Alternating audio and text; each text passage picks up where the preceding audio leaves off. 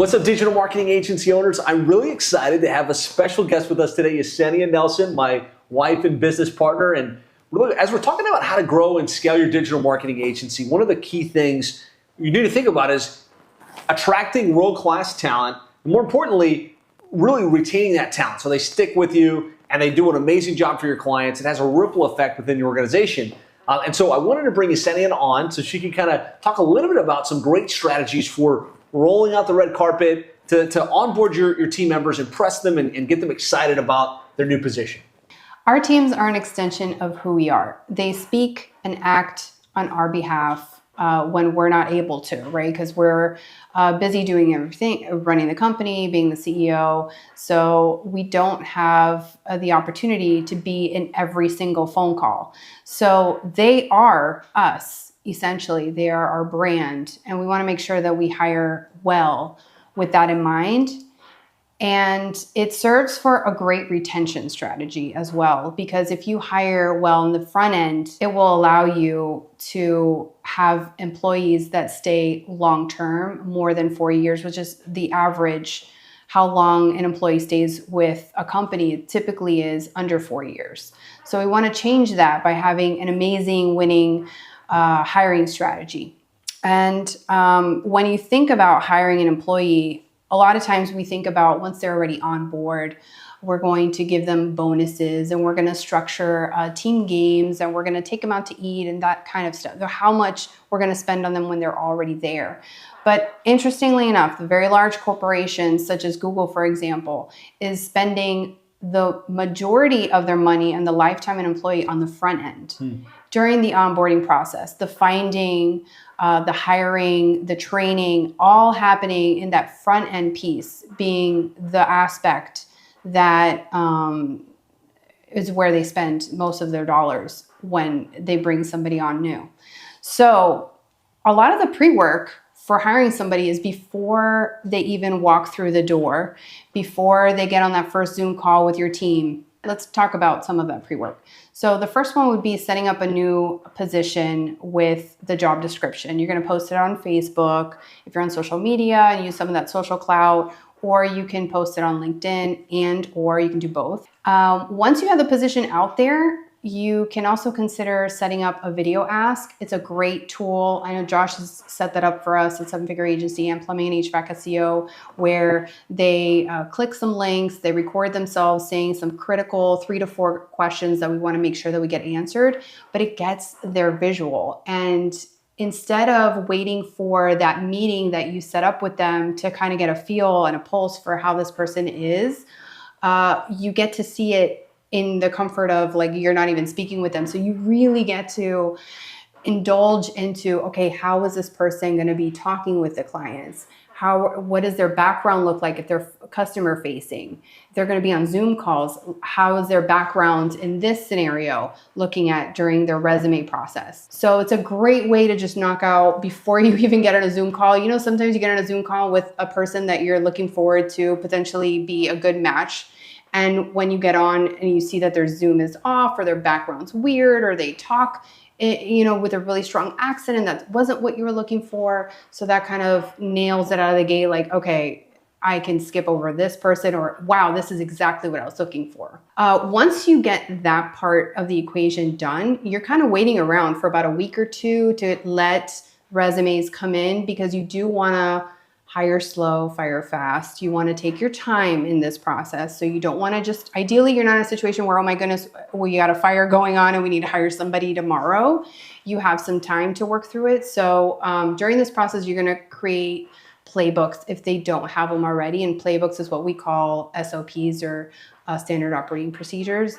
And so what are they going to be doing while they're with us? And then what KPIs are we going to hold them to? What's the ideal Kobe and disc profile if you're using those? Kind of iron that out in the front end before you even speak with them. Training schedule. You definitely want to create a training schedule. This is probably one of the key things that are missed with most people who do an onboarding process, because without a schedule, they're kind of like left to figure things out on their own, or maybe they'll sit with only one person the whole time and kind of just get stuff here and there. The training schedule allows them to have access information ahead of time, what important links, thinking through what tools they might need. Maybe they need a new laptop in the position that they have and you have to ship it over to them. You can collect the information in the front end and get their address and things like that. And once they do finally accept the position, you've gone through the whole process, you're like, this is the person. Now what, right? You're gonna send an initial welcome email. And this welcome email is not just, hey, we're so excited to have you on board, here's when you start. You're gonna have all the information that we just talked about prior, the playbooks, the KPIs, the ideal Kobe disc profile that you guys had discussed, had created beforehand, the training schedule, all of the important links, the tools, all in this email, along with what time, date, and the Zoom link for the first call of who they're gonna be meeting with. And a questionnaire as well as one thing that we added, right, that allows them to submit what their shipping address is and their t-shirt size so that we can send them a welcome box. And what's inside the welcome box isn't as important as the fact that it goes out. That you want, the second that you say yes and that person accepts the position, a welcome box goes out to their home to surprise them. And so what we put in it is basically the same thing that our members get, only some extra added stuff in there as well for fun. That first call is very critical. It's gonna be an hour long. You want it to be at least an hour. More than that, it's too long, too much information, and it's, they're gonna glaze over. It's gonna be with your direct report. And ideally, you wanna have an onboarding lead. It could be an account manager because they're kind of like in that flow mode already where they speak with the clients and they're used to welcoming people onto the group. But you want to have that person for consistency on every new hire, know their process and procedures inside and out. So you want to discuss you want to have this first call on the first date that they start. So out of the gates, everything is pre-thought out for them, and they see that in the training schedule that you created for them. And in that 1 hour call, you're gonna have 4 things that you're gonna talk about. Number 1 is gonna be a history lesson to them on who you are, the why you do what you do, where you were when you started, where you are now, your future goals on what you wanna see the company go. And the second thing is going to be the core values and missions. And that's something that we didn't put together, Josh and I. We actually had the team all sit together with us on an EOS session and create that.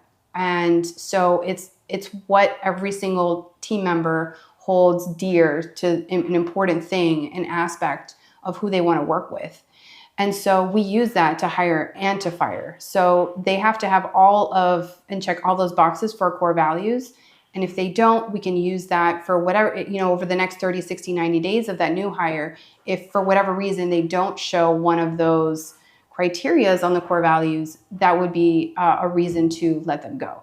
So talk about the mission, show them the company org chart so they can get a high level feel of what to expect in the organization, who they're going to be working with, not just above them, but sideways.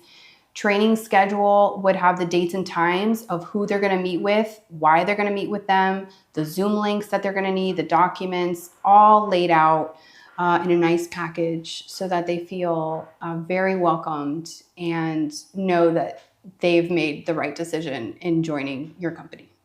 Great stuff. So there you have it. Like, make sure you do your due diligence on the front end to hire the right people, roll out the red carpet. Don't just, hey, hopefully you got the right person and plug them in, right? You spent all this time to hire them. Make sure that they get something appreciative in the mail, that you've got a great process where they feel like they can hit the ground running. Hopefully you got great insights from this video. If you did, hit the like button. Be sure to tag Yesenia so we'll bring her on more of these videos to share some great insights like she just did.